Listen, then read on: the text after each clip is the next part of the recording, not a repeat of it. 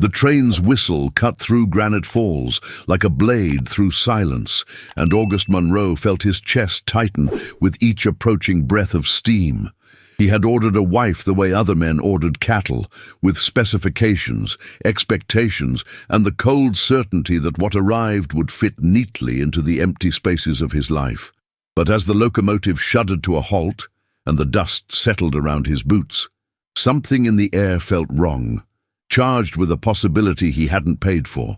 When the door opened and Miriam Lee stepped onto the platform with two small girls clutching her skirts like shadows, Gus felt the ground shift beneath him, not from the train's weight, but from the sudden, terrifying realization that his carefully ordered world was about to become beautifully, impossibly complicated. The morning had started like every other morning for the past 3 years, with August Munro standing at his kitchen window, coffee growing cold in his hands, watching the sun bleed orange across the canyon walls that hemmed in his ranch like the ribs of some ancient sleeping beast. He had built his life here in Granite Falls with the same methodical precision he used to brand cattle. Every fence post measured, every boundary marked, every emotion locked away where it couldn't cause damage.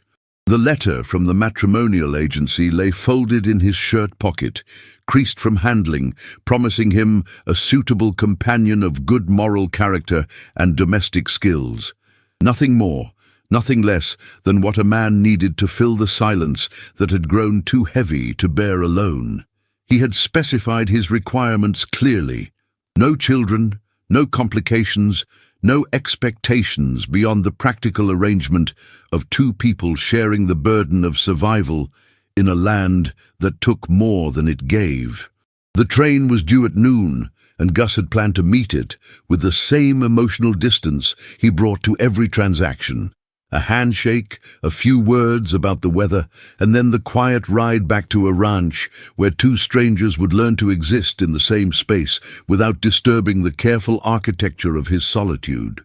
But as he hitched his best horses to the wagon and checked his reflection in the barn's cracked mirror, something twisted in his stomach that felt dangerously close to hope. He told himself it was merely the anticipation of having someone else to cook his meals and mend his clothes, someone to fill the chair across from him at dinner so he wouldn't have to listen to the echo of his own chewing in the vast dining room that had once held laughter. The ride into town took him past the cemetery where 3 wooden crosses stood like accusations against the sky, and he forced himself not to look. Not to remember the way Sarah's hand had felt in his during those last fevered nights, or how the twins had been born too early, too small, their cries lasting only hours before the silence returned, deeper and more permanent than before. He had buried them all on the same grey October day, and with them he had buried every soft part of himself, every capacity for tenderness that might leave him vulnerable to such devastating loss again. The matrimonial arrangement was practical, nothing more. A business transaction that would give him companionship without the dangerous luxury of love. The town of Granite Falls stretched before him like a collection of weathered bones, its main street lined with false-fronted buildings that promised more than they delivered. Much like everything else in this territory, where hope was a luxury few could afford. The train station sat at the far end of town, a modest wooden structure that had seen better days, its paint peeling like old skin in the relentless Utah sun. Gus tied his horses to the hitching post and checked his pocket watch, 11:45, then positioned himself on the platform where he could see the approaching locomotive without appearing too eager, too desperate for the arrival of a woman whose face he had never seen, but whose presence would irrevocably alter the careful emptiness he had cultivated. The other men waiting on the platform nodded their acknowledgement, the banker expecting a shipment of currency, the general store owner awaiting supplies, the sheriff meeting a prisoner transport, all of them conducting the ordinary business of a frontier town while Gus prepared to collect a wife like she was cargo. The whistle sounded in the distance, a lonesome wail that seemed to carry all the longing and regret of every soul who had ever left one life behind in search of another. and Gus felt his hands begin to sweat despite the cool November air. When the train finally rounded the bend, black smoke billowing against the pale sky like a storm cloud, Gus straightened his shoulders and reminded himself of the rules he had established for this arrangement. Kindness without intimacy, respect without affection, partnership without the dangerous vulnerability that had nearly destroyed him once before. He had written to the agency with specific instructions. A widow, preferably, someone who understood loss and wouldn't expect him to be anything more than he was capable of being. Someone who could appreciate the security and comfort he offered without demanding the pieces of his heart that no longer existed. The locomotive shuddered to a halt with a great hiss of steam and screech of brakes, and the conductor began helping passengers down from the cars. Each arrival a small drama of reunion or disappointment played out on the wooden platform. Gus scanned the emerging figures. A traveling salesman with his sample cases, an elderly couple clutching each other's arms, a young man in a city suit who looked lost and overwhelmed by the vastness of the landscape, but no single woman who might be his intended bride. His chest tightened with an emotion he couldn't name, something between relief and disappointment, as if part of him had hoped she wouldn't come, that he could return to his ranch and his solitude without having to navigate the complicated territory of sharing his life with another human being. Then the door of the last passenger car opened, and Miriam Lee stepped onto the platform, and the world shifted on its axis in a way that made Gus question everything he thought he knew about control and expectation and the careful management of hope. She was smaller than he had imagined, more delicate, with dark hair pinned back in a simple style that framed a face marked by both sorrow and determination, the kind of beauty that came not from youth, but from having survived something difficult and emerged with grace intact. But it wasn't her appearance that stopped his breath. It was the two small girls who flanked her like guardian angels, their hands clutching the fabric of her traveling dress, their eyes wide and solemn as they took in the alien landscape of their new home. They couldn't have been more than 5 or 6 years old, mirror images of each other with their mother's dark hair and serious expressions, and as they stood there on the platform, looking lost and brave and utterly unexpected, Gus felt something crack open in his chest that he had thought was sealed forever. The letter in his pocket suddenly felt like a lie, every specification he had made rendered meaningless by the reality of this woman and her children, this family he had never asked for, but who now stood before him like a question he wasn't sure he was brave enough to answer. The silence stretched between them like a chasm, filled with the weight of unmet expectations and the terrible possibility that this moment might change everything or destroy everything, depending on what happened next. Miriam's eyes found his across the platform, and in them he saw not the grateful submission he had expected from a mail-order bride, but something far more complex. Hope tempered by wariness, determination shadowed by fear, and underneath it all, the quiet strength of a woman who had learned to carry more than her share of the world's weight. The twins pressed closer to their mother's skirts, and one of them, he couldn't tell which, whispered something that made Miriam's hand drop protectively to the child's shoulder, a gesture so natural and fierce that it reminded Gus of a mother wolf guarding her cubs. He realized he was staring, that the other people on the platform were beginning to notice the frozen tableau they presented, and that he needed to move, to speak, to do something that would either welcome them into his life or send them back to whatever they had fled. But his feet felt rooted to the wooden planks, and his voice seemed to have abandoned him entirely, leaving him standing there like a man who had ordered sunshine and received a thunderstorm instead. Beautiful, powerful, and completely beyond his ability to control.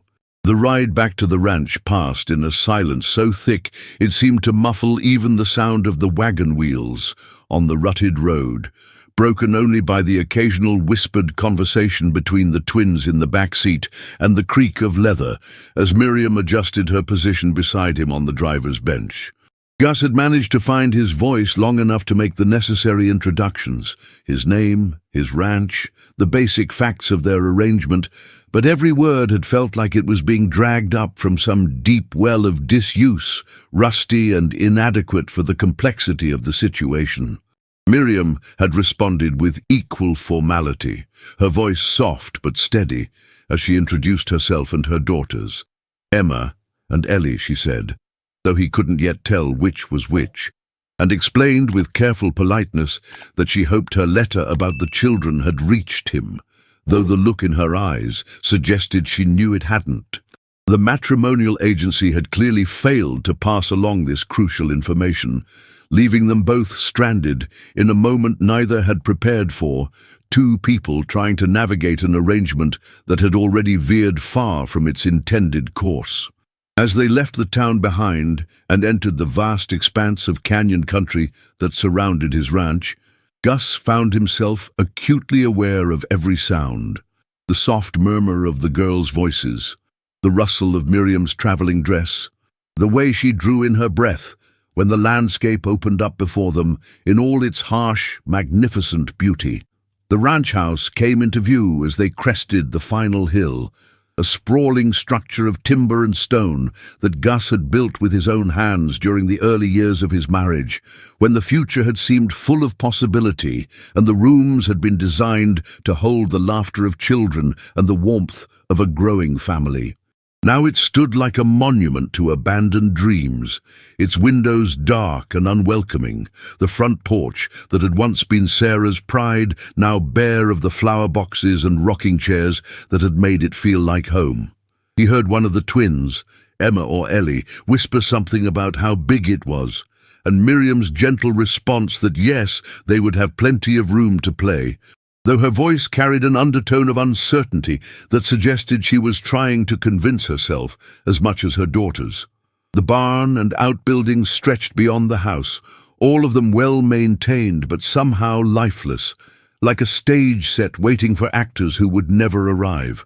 Gus had kept everything in perfect repair over the past 3 years, telling himself it was simple pride in his property, but now he wondered if he had been unconsciously preparing for this moment, for the possibility that life might return to fill these empty spaces. The thought terrified him more than he cared to admit, because it suggested that somewhere beneath his carefully constructed defenses, he had been hoping for exactly what he had told himself he didn't want. As he helped Miriam down from the wagon, their hands touched briefly, and he was surprised by the calluses on her palms, the evidence of hard work that spoke of a life far different from the pampered existence he had imagined for a mail-order bride. The twins hung back, their small faces solemn as they studied their new home, and Gus realized with a start that they were waiting for permission, for some sign that they were welcome in this place that must seem as foreign and intimidating as another planet. He cleared his throat and gestured toward the house, his voice coming out rougher than he intended as he said they should go inside, get settled, see their rooms, though even as he spoke he realized he had no idea where they would sleep, since he had prepared only one room for his expected bride. The guest rooms had been closed off for years, their furniture covered with dust sheets like shrouds, and the thought of opening them, of letting light and life back into those spaces, felt like a betrayal of the grief he had been nurturing for so long. But as he watched Miriam gather her daughters close and follow him toward the front door, he knew there was no choice but to disturb the careful order of his solitude, to make room for these unexpected souls who had arrived like refugees, seeking sanctuary in a land that had forgotten how to offer comfort.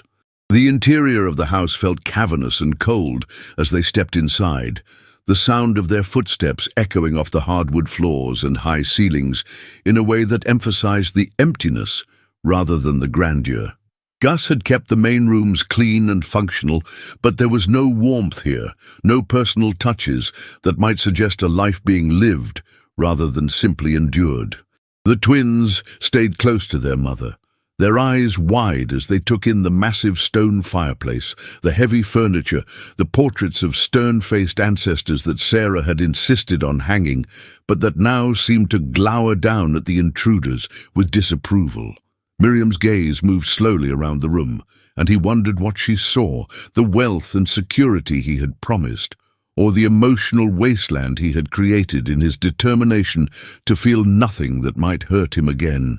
When her eyes met his, there was something in them that looked dangerously like understanding, as if she recognized the particular quality of his loneliness and wasn't frightened by it.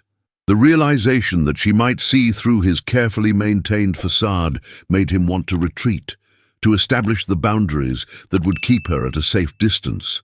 But before he could speak, one of the twins tugged at her mother's skirt and whispered that she needed to use the necessary. And the moment dissolved into the practical business of showing them where things were. The tour of the house felt like a strange kind of archaeology, each room a relic of the life he had once lived and abandoned. The kitchen, where Sarah had sung while she cooked, and where he now ate his solitary meals in silence. The parlor, where they had planned to entertain guests and raise their children, now a museum of unused furniture and faded dreams. The master bedroom, which he had not shared with another soul since Sarah's death, and which now seemed impossibly intimate to even mention in Miriam's presence. He found himself explaining the practical details, where the well was, how the stove worked, which rooms got the most sun, while carefully avoiding any reference to the ghosts that haunted every corner, the memories that made each space both precious and unbearable. The twins followed silently, their small hands trailing along the walls and furniture as if they were trying to read the history of the place through touch. And when they reached the staircase that led to the second floor, Gus realized he would have to open the rooms he had kept sealed, would have to let them see the nursery he had built with such hope, and never had the courage to dismantle. The thought made his chest tighten, with something that felt like panic, but Miriam was already climbing the stairs, her daughters behind her, and he had no choice but to follow and face whatever ghosts were waiting in the rooms above. The guest rooms were thick with dust and the smell of disuse, their windows clouded with grime that filtered the afternoon light into something grey and melancholy. Gus threw open the shutters and tried to ignore the way the sudden brightness revealed the neglect, the way the furniture looked like it was mourning under its white covers. Miriam moved through the space with the practical eye of a woman who had learned to make the best of whatever circumstances she found herself in, already mentally arranging the room, planning how to make it livable for her daughters. The twins explored with the cautious curiosity of children who had learned not to expect too much from new places, their voices barely above whispers as they discovered the window seat that looked out over the canyon, the wardrobe that was big enough to hide in, the bed that could easily hold both of them if they were afraid to sleep alone in this strange new place. Watching them, Gus felt something shift inside him, a recognition that these rooms had been waiting for exactly this purpose, that perhaps the house itself had been holding its breath for 3 years, waiting for the sound of children's voices to bring it back to life. The thought was both terrifying and oddly comforting, as if the very walls were conspiring to heal the wounds he had been so careful to keep open, and as Miriam turned to thank him for his hospitality, her eyes bright with unshed tears of relief or gratitude or something else he couldn't name, Gus realized that his carefully ordered world was already beyond his control, transformed by the simple presence of 3 souls who had arrived like an answer to a prayer he had never dared to speak. Chapter 3. The Weight of Unspoken Words. The morning came with frost painting the windows like accusations, and Gus found himself standing in the kitchen doorway, watching Miriam move through his space with the careful grace of someone who understood that every gesture was being measured.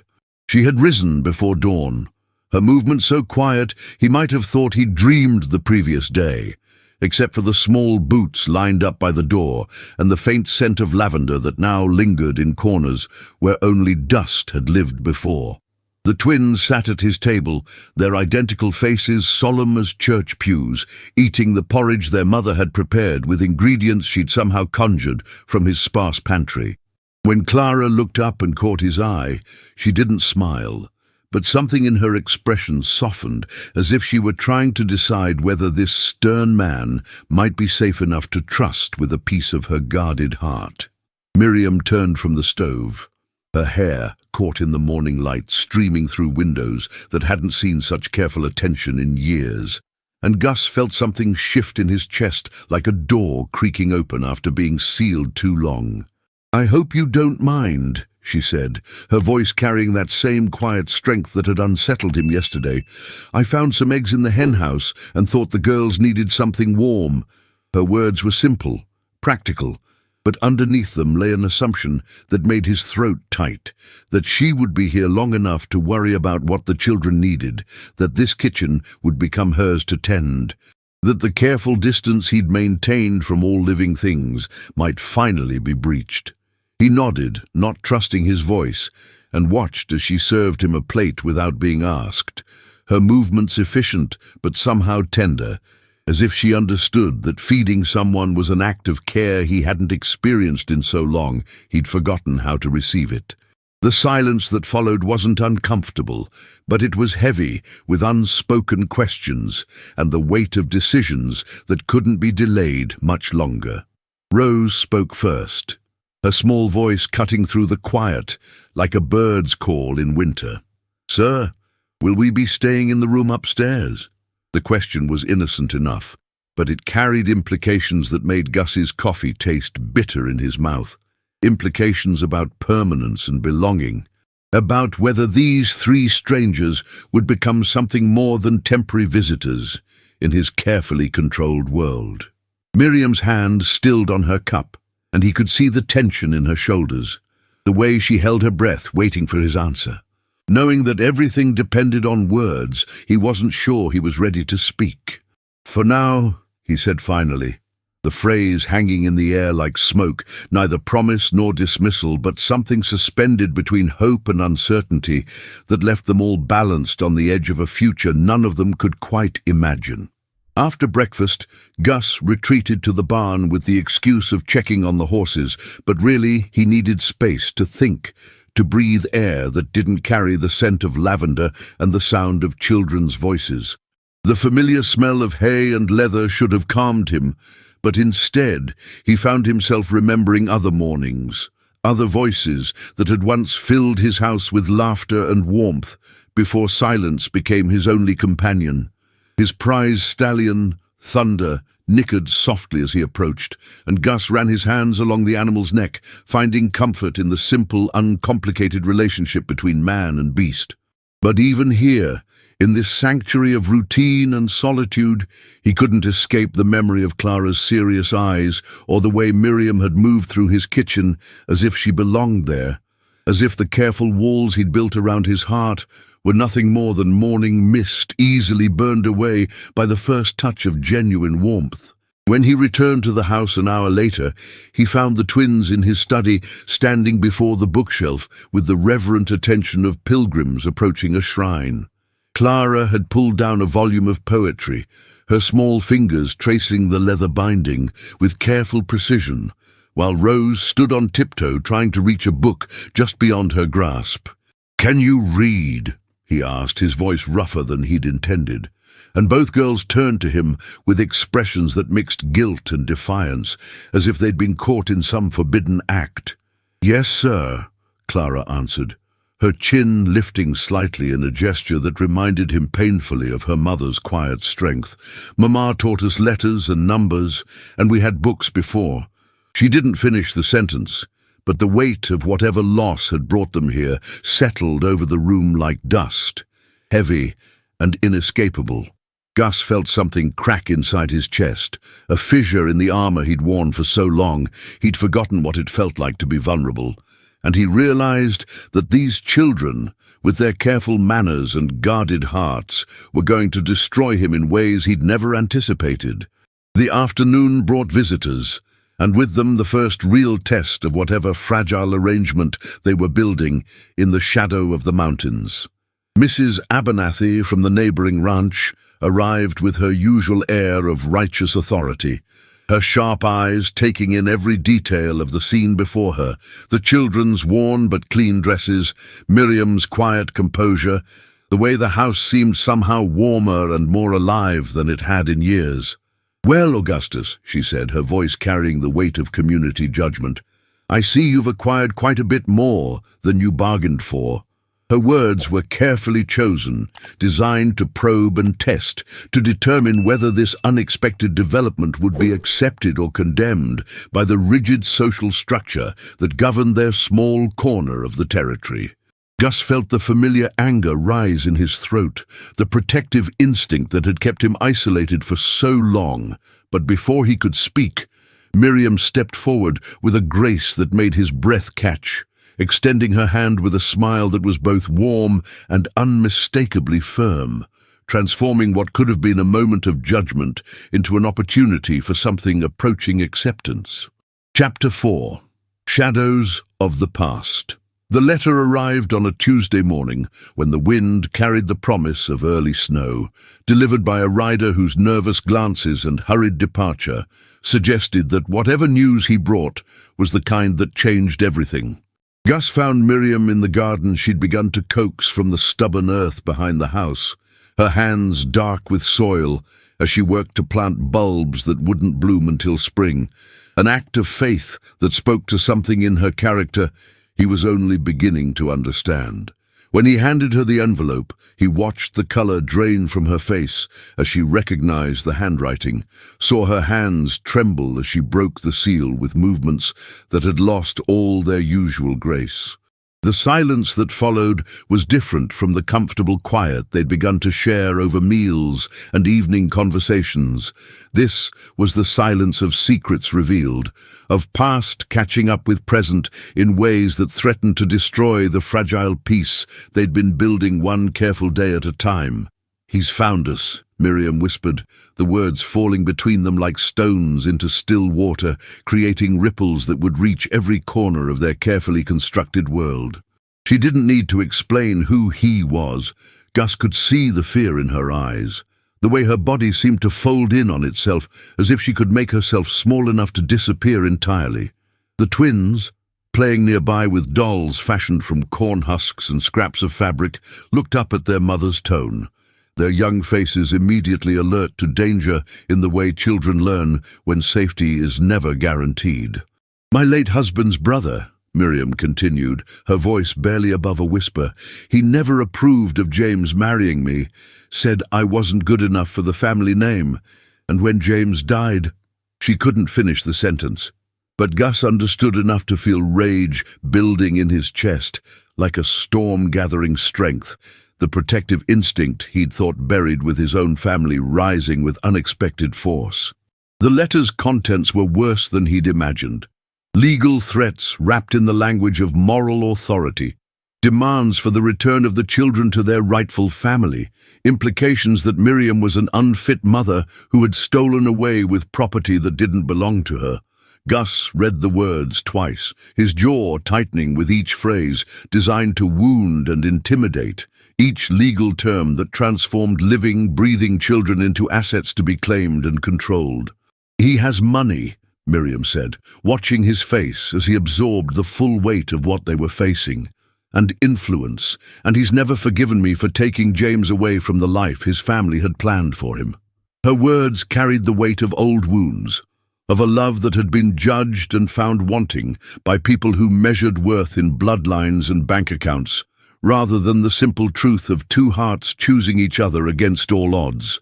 That evening, after the twins had been tucked into bed with extra stories and gentle reassurances that couldn't quite mask the tension that had settled over the house like a shroud, Gus found himself standing at the window of his study, staring out at the vast expanse of land that had always represented freedom to him.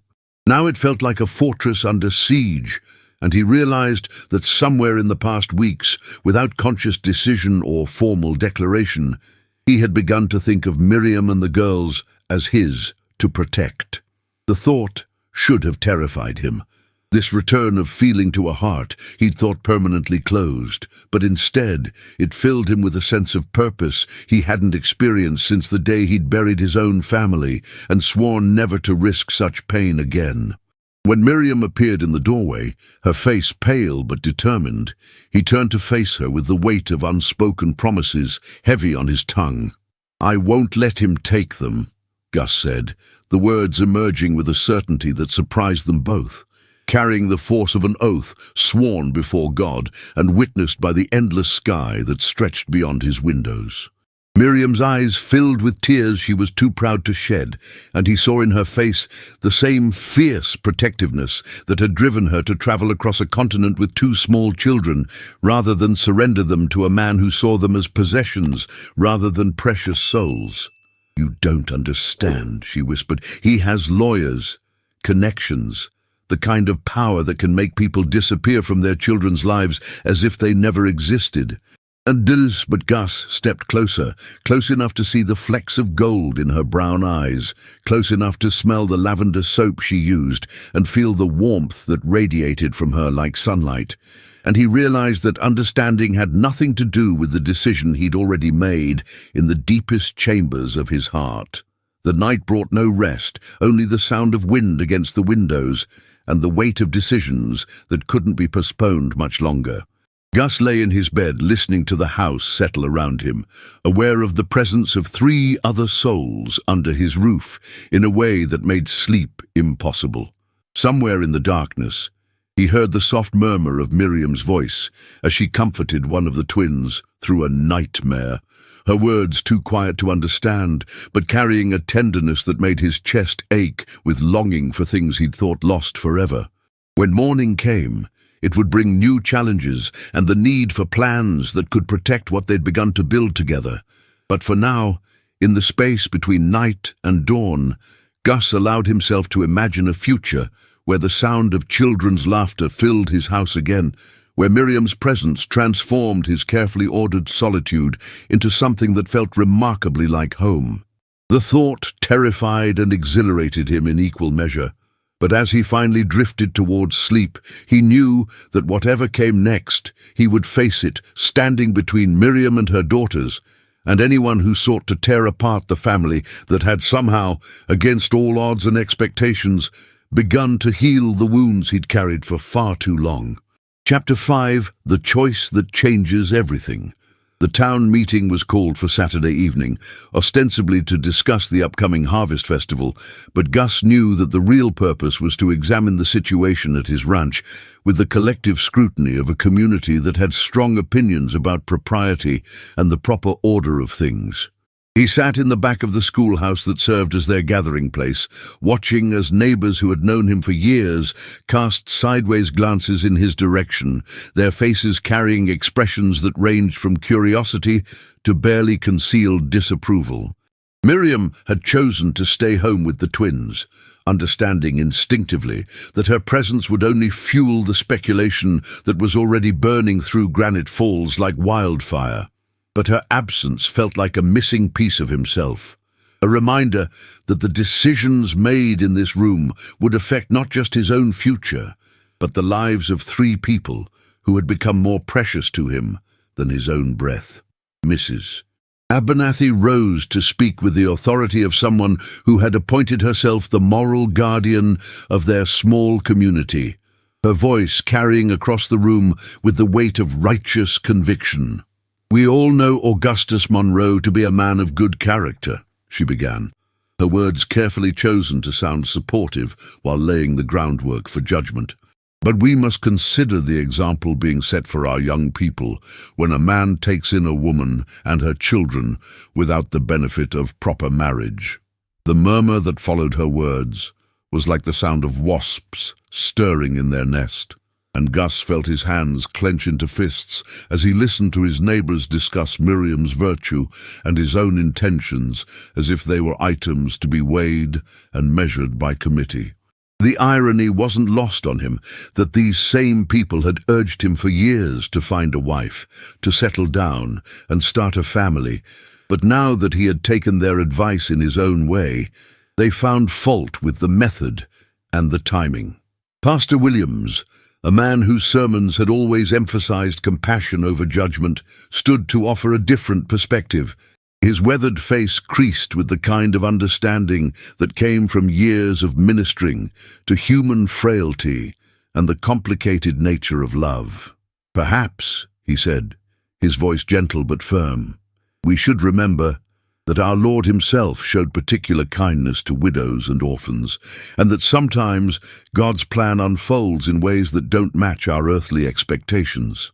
His words created a different kind of murmur, one that carried the possibility of acceptance rather than condemnation, and Gus felt something loosen in his chest as he realized that not everyone in Granite Falls was determined to see scandal where others might see providence. The pastor's eyes found his across the room, and in that brief moment of connection, Gus understood that he had at least one ally in whatever battle was coming. When the formal meeting ended and people began to drift toward the door in small clusters of whispered conversation, Gus found himself approached by Tom Bradley, the town's only lawyer, and a man whose opinion carried considerable weight in matters of law and social standing. "Augustus," Tom said, his voice low enough to avoid being overheard, "I've heard rumors about some legal trouble heading your way. Something about the Children's family back east." The words hit Gus like a physical blow, confirming his worst fears about how quickly news traveled and how vulnerable their small family was to forces beyond their control. "If what I'm hearing is true," Tom continued, "you're going to need more than good intentions to protect those girls, and the woman too, for that matter." The lawyer's expression was serious but not unkind, and Gus realized that this conversation was being offered as help rather than threat, a lifeline thrown to someone who was drowning in circumstances beyond his experience. The ride home through the darkness felt longer than usual, the familiar landscape transformed by shadows and the weight of decisions that could no longer be avoided. When Gus reached his ranch, he found Miriam waiting on the porch despite the cold, her shawl wrapped tight around her shoulders and her face pale in the moonlight. She didn't ask how the meeting had gone. The answer was written in his expression and the set of his shoulders as he dismounted and walked toward her with the slow steps of a man carrying a burden too heavy for one person to bear alone. "They know," she said simply, and he nodded, understanding that she meant not just about the legal threats, but about the way their lives had become entangled in ways that defied easy explanation or social convention. The silence that stretched between them was filled with all the words they hadn't yet found the courage to speak, all the feelings that had grown in the spaces between their careful conversations and shared meals. "Marry me," Gus said suddenly, the words emerging with a force that surprised them both, carrying the weight of desperation and something deeper that he wasn't ready to name. Miriam's eyes widened, and he saw in her face the same mixture of hope and fear that had been building in his own heart for weeks, the recognition that what had begun as a practical arrangement had transformed into something that felt dangerously close to the kind of love that could either save them or destroy them completely. "Not because of what people are saying," he continued, stepping closer until he could see the tears gathering in her eyes. "And not just to protect the girls, though God knows I'd do anything to keep them safe." His voice broke slightly on the words, and he realized that somewhere in the process of opening his home to these three strangers, he had also opened his heart to possibilities he'd thought buried forever with his first family. "Marry me because I can't imagine my life without you in it. Because you and Clara and Rose have brought something back to this place that I thought was gone forever. And because I love you in ways that terrify and heal me at the same time.